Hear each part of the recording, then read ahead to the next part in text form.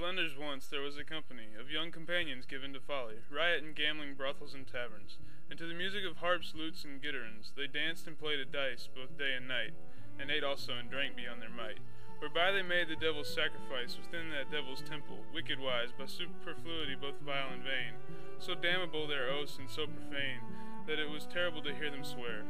Our blessed Saviour's body did they tear. They thought the Jews had rent him not enough, and each of them at others' sins would laugh.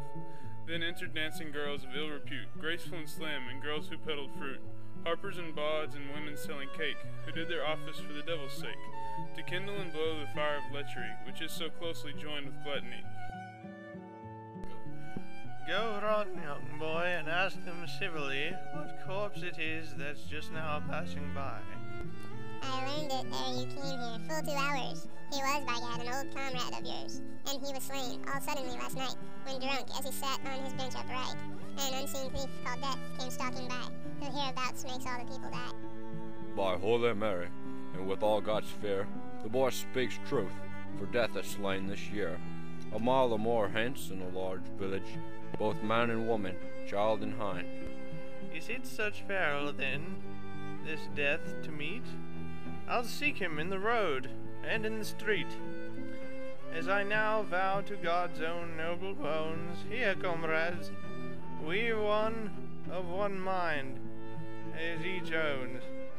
Let each of us hold up his hand to others, and each of us become the other's brother, and we 3 will go slay this traitor Death. Together did these 3 their pledges plight, to live and die, each of them for the other, as if he were his very own blood brother. And up they started, drunken in this rage, and forth they went towards that village, whereof the innkeeper had told before. And so with many a grisly oath they swore, Death shall be dead if we warn where he went.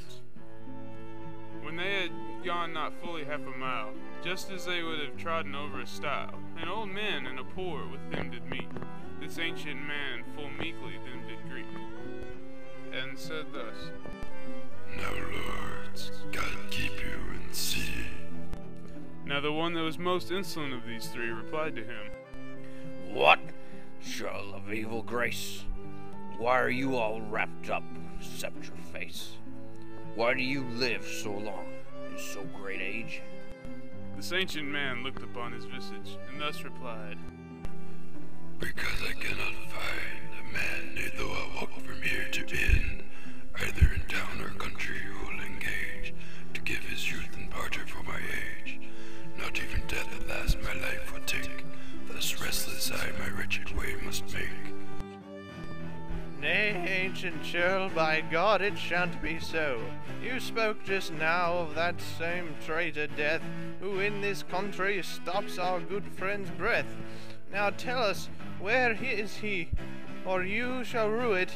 Indeed you must be with this Death intent, to slay all us young people, you false thief.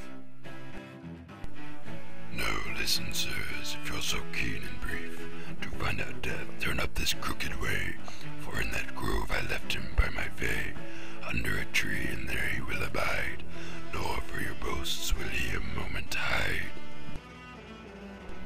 And every one of these roisterers ran till he came to that tree, and there they found of florins of fine gold, new minted round, well nigh 8 bushels full, or so they thought. No longer then after this Death they sought. Brothers, hear and take heed to what I say. My wits are keen, although I mock and play. This treasure must be carried home by night, all prudently and slyly out of sight. So I propose that cuts among us all be drawn, and lots see where the cut will fall. And he that gets the short cut, blithe of heart, shall run to town at once, and to the mart, and fetch us bread and wine here privately, and 2 of us shall guard right cunningly this treasure well, and if he does not tarry, when it is night, we'll all the treasure carry, and where by agreement we shall think it best. And it fell on the youngest of them all, and so forth toward the town he went anon. And just as soon as he had turned and gone, that one of them spoke thus unto the other, You know well that you are my own sworn brother, and here is gold, and that in great plenty. Shall I not do a turn that is friendly? The two of us are stronger than is one.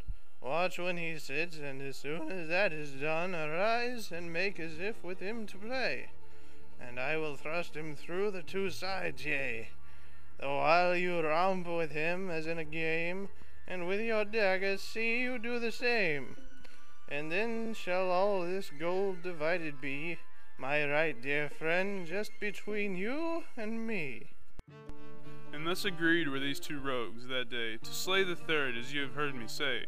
The youngest rogue, who had the town in sight, pondered. O Lord, if so be that I might have all this treasure to myself alone, there is no man who lives beneath the throne of God that should be then so merry as I. And at last the fiend, our enemy, put in his thought that he should poison by, with which he might kill both his fellows, aye, for it was utterly the man's intent to kill them both and never repent. And on he strode, no longer would he tarry, into the town to an apothecary. In all this world there's no live creature that's eaten or has drunk of this mixture. This poison is so violent and so strong. This wicked man the poison took along, and of him borrowed generous bottles 3. Then to his comrades forth again went he. What is the need to tell about it more? For just as they had planned his death before, just so they murdered him, and that anon. And when the thing was done, then spoke the one. Now let us sit and drink and so be merry, and afterward we shall his body bury. And as he spoke, one bottle of the 3 he took wherein the poison chanced to be, and drank and gave his comrade drink also, for which, in that anon, lay dead these two.